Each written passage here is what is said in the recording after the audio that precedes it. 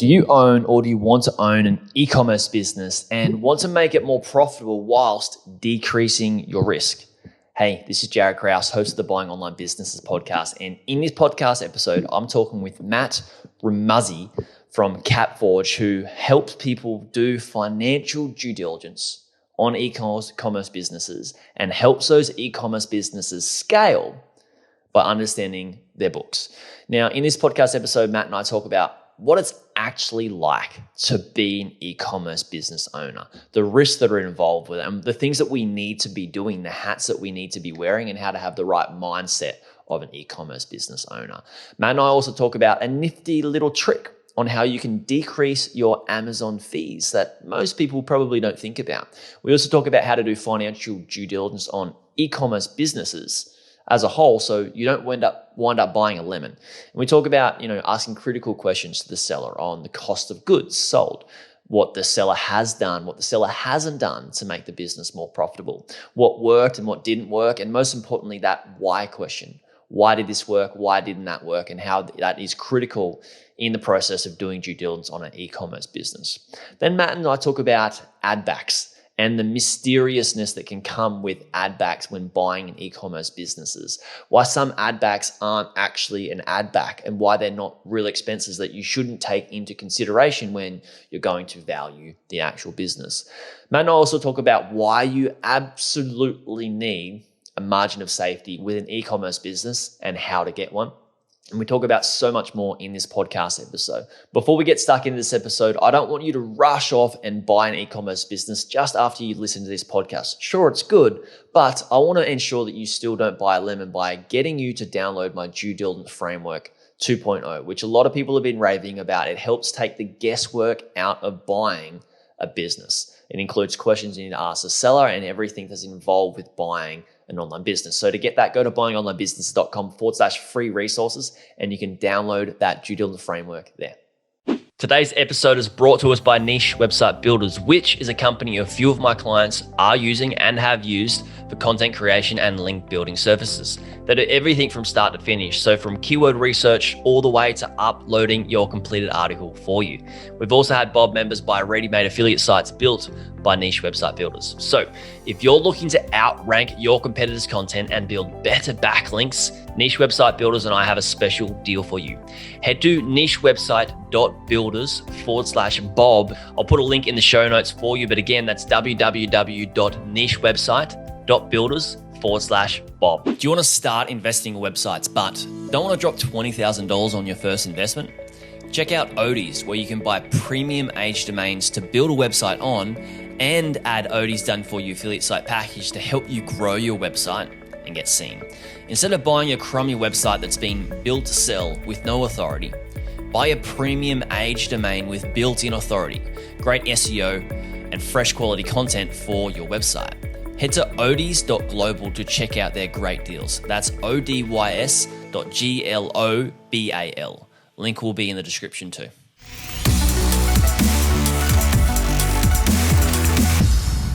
Hey everybody, and welcome back to another episode of the Buying Online Businesses podcast. Today we have Matt. Matt, thank you so much for coming on. I'm looking forward to digging into the books. How you doing today? Good. Thanks for having me. I appreciate being here. So you have a strategic advantage of working with people who are looking at purchasing businesses in how you look at the numbers and doing due diligence with the numbers to make sure everything checks out, obviously, which is really important, especially for the deals that are, 200, 300, 500K plus. But also you've learned so much through that experience about forecasting if it's a good investment and so many other things. So I want to dive into that shortly, but for now, I want to talk about the craziness of e-commerce that's happened in the last sort of year to 2 years and how it's just blown up and what you've seen and how you've been able to help clients deal with that just by understanding the books. So what was your biggest role throughout that period in helping people either understand what's going on with their books and gearing up for what was to come?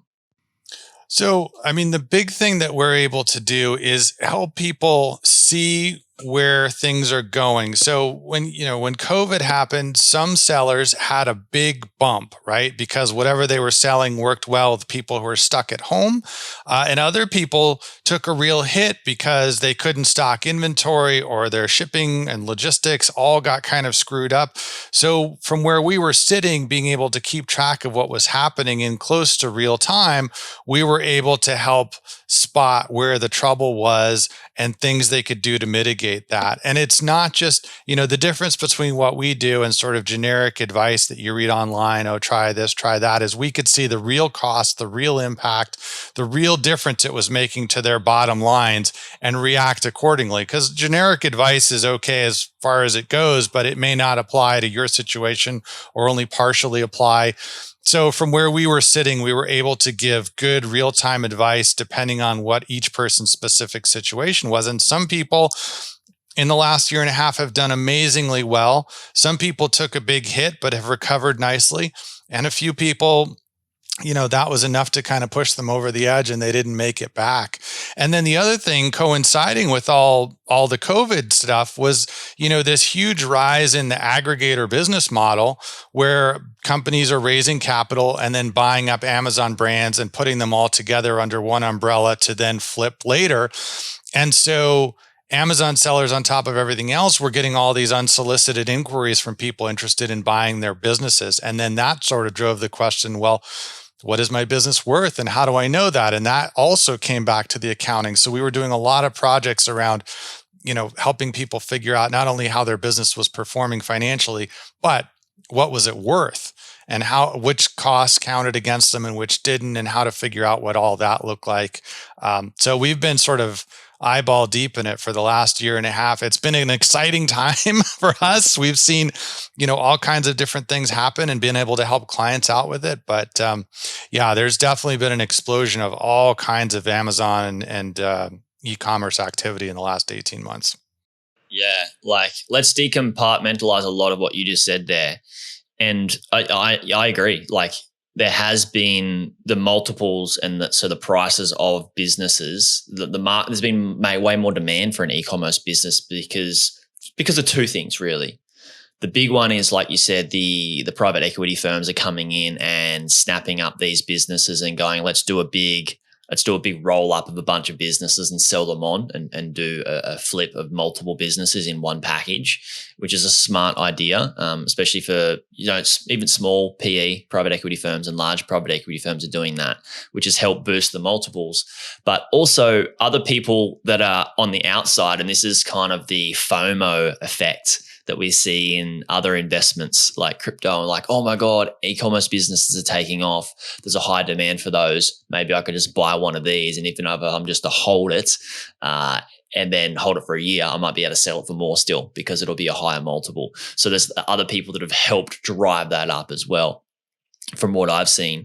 And so you mentioned the forecasting by knowing the books, like knowing when to order more product and when things are going to be, being set up for being able to make it through those times. What are some of the metrics that you're looking at when you're looking at, I know it's going to be different to each person's books, but what are some of the, metrics most businesses will be looking at to make sure they can ride the bumps in business if this is to happen again? Right. I mean, one of the nice things, again, from where we're sitting with almost 1,000 e-commerce clients, is we kind of benchmark where people are at, and because we've got such a large data set of, again, actual numbers, right? You can go online and different people are claiming different things, but we're seeing the actual numbers in their actual checking accounts, their actual Amazon deposits. So there's no kind of fooling us. We're seeing the reality. So one of the things that we look at is, the cost of goods sold as a percent of revenue, and seeing where people are falling for that. If you're spending somewhere between, 25 to 30% of your product cost versus the price that you're getting for it. So if you're selling a product for $10, or you're buying a product for $10, hopefully you're selling it for about 30 or 35, somewhere in there. That seems to be kind of the sweet spot. Some people can do better, especially like in the health and beauty category, supplements, things like that. You might see higher markups, 5 to 1 even, or product costs of, 15%. And then on the other side, some people can get away with paying 40 or 45% of the price of the product. So, buying it for $45, selling it for $100. But you have to have a higher retail price point, and you have to still make sure shipping and everything works with that. When you fall outside those ranges, what you start to see happening is either if you've got a low cost product like the supplements, you get a huge amount of competition. And so although your product cost is low, you generally are making it up in ad spend trying to beat the competition. Or if you've got an expensive product, you may not have to spend as much on ads, but you may not be keeping much. And sometimes if you're not careful, you dip into being unprofitable. So, just as one kind of thing, when we bring on a new client, we'll immediately look at sort of where does your product fall, your cost of goods sold relative to the revenue. And if you're in that sweet spot, you're probably in a good place. But if you're lower or higher, we start to see where you can get into trouble or you have to offset that somewhere else. Same thing like with ad spend. The sweet spot seems to be about 10%. If you can get away with spending less than 10% of your revenue on ads, then either you've got a strong brand or maybe you're in a super niche category that doesn't need as much advertising. On the other hand, if you're going above 10%, the higher you go, every dollar you spend on ads is a dollar out of your pocket from profit. And you get to the point where, again, you're spending so much driving sales that there's nothing left for you. So we look at benchmarks like those each month and see how things are going. If your cost of sales keeps going up because your products are getting more expensive or shipping, like right now, shipping is getting more and more expensive, you have to keep an eye on how that's affecting your bottom line, and you don't want to go negative.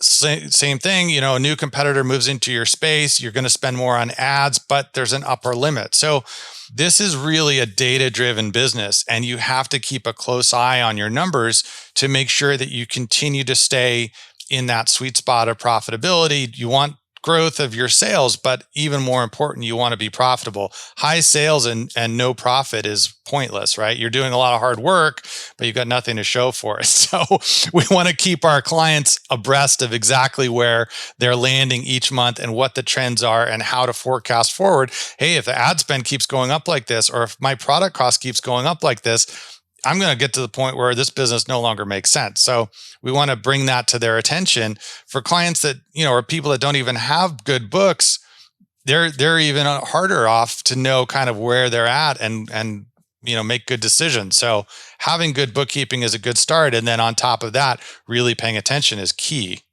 Yeah, that's right. Is you can have good books, but if you don't understand those numbers, and you don't have somebody that can relay what that means to you, then you don't know how to make that decision. So I've got a client who is in the financial world and like reporting and all that sort of stuff, really knows numbers probably better than me, but has an e-commerce business and has a goal to get to in terms of revenue. And I'm like, look, we can get to this right now, but the amount of money that you're spending in ads, at the moment is you're not profitable. And if we times that by 2, of course, we're going to be able to times your revenue by 2, but it's also going to times your loss by 2. So we need to do something different. We need to change it, because a lot of people, and it frustrates me when people see these, I've made, X amount in revenue per month, or X amount in my business is an X amount of revenue. I'm doing 8 figures. Cool. You're doing 8 figures, but you may be only taking away $1 million a year. That may be a lot to a lot of people, but to be doing 8 figures per year and taking less than $1 million back in net profit, you're doing a lot of hard work there and it may not actually be worth it. You may need a better business model. And a lot of people are focusing on, I need to reach this big revenue mark, but miss the point of, well, how profitable is your business and how much work are you actually doing, and is it worth it? So what are some of the other metrics that you talk to people about in this conversation? So, we also look at, just their Amazon fees, which a lot of people are sort of under the impression they have no say in their Amazon fees, which obviously, you can't negotiate with Amazon, but you can look carefully at your packaging, right? And see if you can repackage it or squeeze it down to fit into the next smallest shipping size. You can make sure that you're not overstocking the warehouse and incurring long-term storage fees. You can weigh the costs of doing your own fulfillment or using a third-party logistics setup versus having everything go through Amazon. There's different options, right? So, again, looking at those and making sure that you've made the best decision or that there's not a different way to optimize things, I think are all things that we want to bring to the attention of our clients and talk through them with. Sometimes people just feel like, I'm just sort of stuck. This is what it is, but not necessarily. There's a lot of different levers you can pull and dials you can kind of turn to see if you can make things work better. Sometimes buying more inventory can drive your pricing down, or you kind of hit a shipping tier where now your total landed cost per product is significantly less. So what I see is a lot of people come into e-commerce never having owned a business before of any kind. And so they're just not sort of thinking about this as a business owner. They're sort of, following a model, whether it's from YouTube videos or they paid for a course or whatever, and they're just sort of going along, but they're not really thinking about it. Hey, this is my business. I have decisions to make. I have choices to make here. There are things I can do to make this work better. So we try to look at all the different places where people are spending money. Sometimes too, people will outsource their ad spend or outsource, their whole business to a management firm or something, and they don't realize how much margin they're giving up to have that handed off and what the trade-off is. So these are all things we bring to people's attention and talk to them about. Yeah. Like you said, you can't, a cookie cutter course, it seems like every man and his dog has a course on how to start an Amazon business. And some of them, like I say, cookie cutter are just regurgitated information. They've learned it. Oh, I could create this course maybe a little bit better with my own spin and start being an influencer and selling this stupid course that doesn't get people results, which is unfortunate. And they don't teach people to put the business hat on or have a good business mindset. So the same thing with my client is we fired his PPC guy. We just said this. I said, look, this dude, he's costing X amount of money. He's probably not worth that amount and he's not getting the result that you want. Let's go away and find somebody that's good. Sent me an email yesterday. Oh, Jared, I've just hired this other firm that is confident we can get my ACOS from this percentage to this percentage. And I'm looking forward to it. And it's going to make me more profitable. He's going to spend more money, but he's going to be more profitable. And it's just by... Right. And it's hard when we're in business to be, wear all these hats. That's why it's good to have a sounding board like myself or yourself to be able to help people make these decisions. But it's tough. It's tough, isn't it, as a business owner, especially e-commerce. There's so many moving parts for e-commerce. Yes. Well, and this business more than most, there, like you said, right, there's a lot of people kind of selling the idea of you run this thing 20 minutes a day from a laptop on the beach, right? And that's all it takes. You order stuff from China, you put it on Amazon, you cash the checks, that's the whole business. Well, no, there's there's a lot more to it. Anybody following that model, they're getting their lunch eaten by other people, and you're not going to be in business very long. This is a business just like any others. There's challenges, there's hurdles, there's things to think about, there's decisions to be made. You have to differentiate yourself. It's not just a laptop on the beach for 20 minutes a day. Sorry, wish it was, but it's not. Yeah. So you got to keep that in mind. Go into it with your eyes open and no. Yeah, and an e-commerce business model is more intensive than most people have the perception for. So most people come to me, Matt, and say, Jared, I want to buy an online business. I'm like, great. What type of online business do you want to buy? There's 3 different business models, key ones that I teach. And they're like, e-commerce. I'm like, do you own a business? Have you ever owned a business before? Do you know what paid marketing is? Nah, but I want to own an e-commerce business. Okay, well, that's going to make your life so much harder at the start. And you can get close. I can say you can get close to being at that point where you are 20 minutes a day, laptop on the beach. But that takes years and years and years of understanding how to create a good system and a process and hire the right people to run the business for you before you can get to that. Most people want that today or yesterday. It's right. It's a non-reality. Or by Friday at the latest, right? Yeah, exactly. Exactly. So that said, you're helping people a lot with e-commerce business. And I think it's just fundamental. If you don't have somebody with a sounding board that can at least look at the numbers and help you interpret what those numbers means and help to make a decision that's going to allow you to progress in your business with more profitability and less work, it's critical. It's a good investment. But you also help people with due diligence, right? So prior to owning the e-commerce business, you help people doing due diligence for e-commerce businesses. So when someone's doing financial due diligence, what are some of the things that they should be looking at?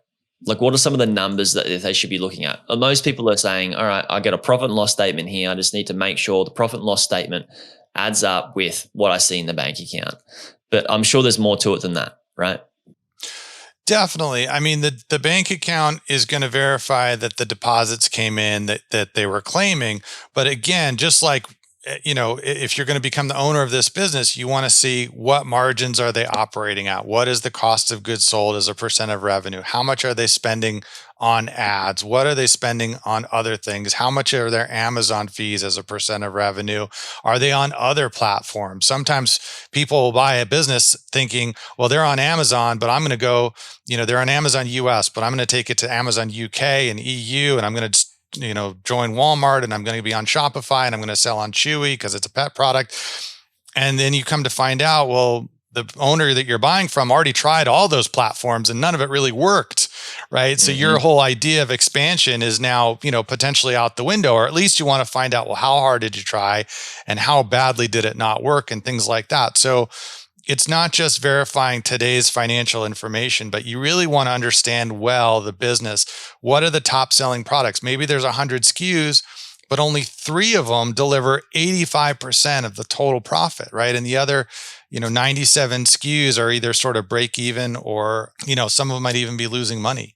So there's a lot to consider. You want to ask the seller not only what has worked, but what have you tried that didn't work? What platforms have you experimented with? What kind of ads have you experimented with that may or may not have produced well? Have you tried the direct-to-consumer approach, Shopify and Facebook ads and things like that? What next products would you be launching if you weren't selling it? What products have you tried launching that didn't work, that may not even be on this list here anymore? And just kind of understand the business from a pretty in-depth as you can get them to disclose to you level, right? A lot of times I think buyers who are new to the e-commerce business, new to business overall, they just look at it as, well, how much of a check can I cash every month? That's what I'm looking at. I'm looking at buying myself a recurring paycheck. But there's so much more to it. If all you're hoping is that it just continues as status quo, you kind of already lost, right? Because business has to keep growing, at least some, all the time. If it's not growing, it's falling. Right? There really is no such thing as status quo. So you want to understand, how do I grow this, take it to the next level, continue its success? That needs to be part of your thought process from day one. And you need to make sure that you're the person to take it there. Sometimes a business can be really well set up, have performed well, be profitable and so on, but it's maybe not a fit for you. And sometimes that, for example, I just had a deal recently where it involved an e-commerce business selling guitar parts. And the person buying it happened to be very involved in that world of building your own guitars and understanding fine-tuning guitars and, why you might want to change out different pieces to get a different sound and things like that. But a new owner that has zero interest in guitars and isn't going to know, a fret from a pickup or whatever, that's not the person probably to get involved in that niche kind of a business, because they're not going to care about it. They're not going to understand what those buyers are going to be motivated by, or how to build potentially a community around it, or any of that stuff. So you want to think beyond just, does this business financially perform well, but also, am I the person that should be acquiring it and taking it to the next level? Am I a good fit for it? And I think a lot of buyers sort of overlook that. They get blinded by the dollar signs.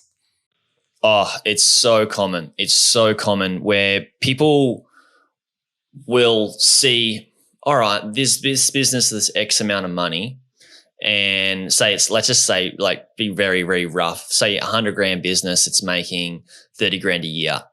And people go, oh my God, like, I can make $30,000 a year by doing 2 hours of work.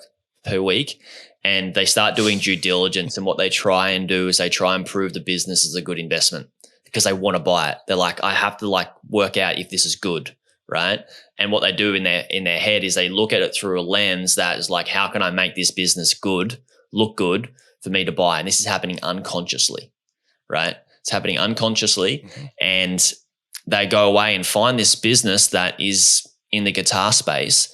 And this person who has an Instagram account with 100,000 followers and a Facebook account with, say, 50,000 likes, and he shares every twice a week on either how to play the guitar or how to change strings and whatnot, and they go away and try to buy this business, they're going to lose all the brand, like they're buying a personal brand, like a big personal brand that's attached to it that they don't actually have, which means the performance of the business won't be the actual same. And changing a business from somebody who has a big personal brand attachment to it to somebody who runs the business and doesn't have a personal brand attachment to it is a tough thing. It can be done, but you've got to do it very strategically to not disrupt the audience that's already coming to the business and purchasing from the business and whatnot. And that's why I tell people to prove the business is a bad investment first. And if you can't prove the business is a bad investment, then you must buy. Right? Would you agree with that, Matt? Right. I think that's a sensible approach. I think you're right. People are blinded by their desire to get into it, and they tend to dismiss anything that's negative and play up anything that's positive because that sort of builds their case. Yep, this is a good investment. I can do well with this. And they push aside all these red flags and warning signs that they're maybe not a good fit for it.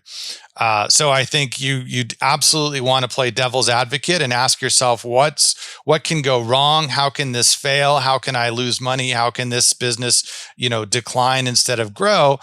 And if the answers to those things are reasonable and you can mitigate them, then it may very well be a good investment. But if the answers to those are pretty clear, all these bad things could happen, and gosh, if that happened, I don't know what I'd do. Well, then you've got your answer, right? You're not ready to buy that business. Yeah, spot on. So moving back to the financial due diligence, when you're looking at doing financial due diligence, say for somebody before they purchase one of these e-commerce businesses, if somebody that isn't a seasoned investor or hasn't done financial due diligence on an e-commerce business before, what are some of the traps that they could fall into, or the pitfalls, or some of the things that they could miss when looking at the due diligence, the financial due diligence? So there's a couple areas we consistently see problems. One is in figuring out the cost of goods sold, right? And that is a key component. As we said, the percent of your product, the product as a percent of your revenue is a key piece, right? If you think that you're going to buy something for $10 and sell it for $30, and then after you get all said and done into it and find out actually it's going to cost you $15 instead of $10, that could be the difference between a profitable business and an unprofitable business. So you really need to check not just what did they used to pay for this product, but what would it cost to buy today? And how many of them do you have to buy? And will the vendor give you the same pricing as the other guy? And can you get it shipped here for anything close to what the last guy was paying for shipping? All those factors are super important. Just because the last guy was profitable, if your cost goes up by $1 or $2 per unit and your shipping cost goes up by $1 or $2 per unit, you could go very quickly from a good-looking business to a not even profitable business. So that cost of goods sold investigation really needs to be done in depth. The other thing that we see a lot of is what are called add backs, right? Which are expenses that in theory accrue to the prior owner, but wouldn't be part of what a new owner would necessarily have to pay. And there are some things for sure that are add backs, things like meals and entertainment and auto expense and continuing education, things that the previous owner, the seller, chose to spend money on and could write them off for tax purposes, but they're not really expenses that the new business owner would have to spend, right? You don't have to go out to dinner. You don't have to buy classes on running a better business and whatever. But sometimes we see add backs that really shouldn't be add backs. And that's another thing that's going to move the profitability of the business and what the business value is based on. Sometimes sellers want to say, well, that wasn't an expense I really needed, or that product launch I didn't really need to spend on, or, that website improvement I didn't need to do, or this or that, the other thing.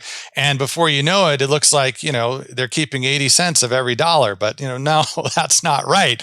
So you really want to investigate what they're considering add backs and make sure they're reasonable and accurate. And if they're not, that warrants an adjustment in how profitable the business is, which is in turn how much you want to pay for it, or if you even want to buy it. So we see a lot of questions in the add back space, if you will. Yeah, it was only a few years ago that we started to see from some of the larger brokers, add backs come into play, and they started having podcasts and talking about it. And I think there's a whole conversation around ad backs that is worth having for sure. And also there's probably another whole conversation around cost of goods, because you're right. Like if you don't understand the cost of goods, like wholeheartedly, then you don't know if the business can be profitable. For example, my second business I ever bought, it was dealing with cost of goods from a different country with a different currency. And then it was related back to Australian dollar. And then the business was being sold in US dollars. So there was so many things going on that I just couldn't really understand the books that well. So I had to make an average assessment and an average judgment to be able to go, all right, cool. If this is what that average is, the business is profitable. And there wasn't a very solid line in the sand of what that was. So my dad is my devil on the shoulder. And my dad said, Jared, don't buy the business. Don't buy the business. You don't know the books that well. I had an average and I was eager and I was very hungry. It ended up working out well for me. Well, extremely well for me. But like I had an average there and the line was a bit gray, but I could work out if that was the case and the line was still gray, above that would work. But there's so many things that people first timers don't even know to look at, like you said in the cogs, but also the question of asking, like you mentioned before, is like, have you tried this? So maybe the seller has tried decreasing the cost of goods by changing 3PLs, changing, some other services or buying from a different person. But it didn't really work, or it did work. And they've already decreased the cost of goods where the new owner may believe, or the possible purchaser may believe, I can easily decrease the cost of goods here, because they haven't tried to decrease the cost of goods. Isn't that an interesting conversation, Matt? Absolutely. I mean, you want to know all those things. And for all you know, the vendor may have said, look, I'll give you this special pricing for this last order. But after that, it's going back to its regular price, or its regular price plus 25%. So you look at it and say, well, let's see, the last 1,000 units they bought for $1.50. So, and then you do all your forecasting based on $1.50, and then you go to place your next order and you find out they want $2.75 for it. And you go, everything was based around $1.50. I thought that was the price. Yeah, sorry, that's what the last guy got, but that was a special and we're not doing that anymore. Oh, well, if I'd known that, I wouldn't have bought it. Well, you want to find that out before you bought it. So it's just, that is one area where you really need to understand what's going on and do your homework, do your investigation, and buy with what I always call a margin of safety, right? You don't want to be in a situation where this business purchase will work if these 6 things all happen exactly like I hope. But if any one of them doesn't, it's not going to work, right? Because nothing ever happens like that. Stuff always costs more. It takes longer. It works less well than you're hoping. So if you're buying it and all these magical things have to line up for it to even work, I can tell you right now, I don't even know what you're buying. I don't know what your business is or how much you're paying. I'm just going to tell you it's not going to work. So buy with some margin in there so that if this doesn't work and that doesn't work, you're still okay. You've still got room in there and some profitability. But, don't buy something that is really on the line, right? Because it's going to fall below the line at some point. And if you don't have the money to fix it, you're going to find yourself in a tough spot, and things spiral down much faster than they spiral up. Oh yeah. Yeah, it's definitely easier to tear down a building than to build one. So, Yes. yeah, working out the worst case scenario is critical. If this happens, then what? Those types of questions should be asked in your due diligence. Now, Matt, I just want to say thank you so much for coming on. It's been awesome to talk about, finances, e-commerce businesses, what to do, what to make sure we understand, be conscious of. If somebody's looking to buy an e-commerce business and like, oh, Matt, I'd love some help getting some due diligence work or checking over the business and the financials, where can we send them? Sure. So the best place to find us is just on the website, CapForge.com. You can fill out the contact form or give us a call. I'm happy to chat with anybody. There's no cost on the consultation. If you're thinking about buying something, let me know. I'm happy to kind of tell you what our process is, how we look at it, check it out for you.